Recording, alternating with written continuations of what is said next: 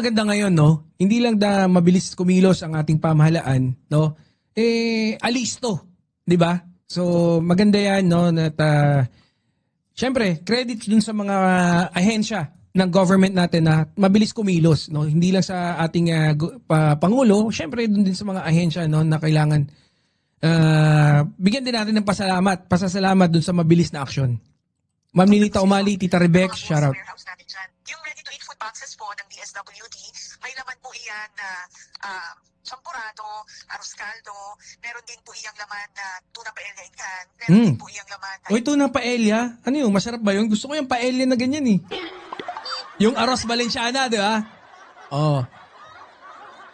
Magkaiba, hindi ko alam kung ano yung may ingredient lang na ano ron eh, na naiba pero parehas lang yun. Biscuits and complementary food for infants. Meron din po iyang fork na maaaring gamitin na po ng ating mga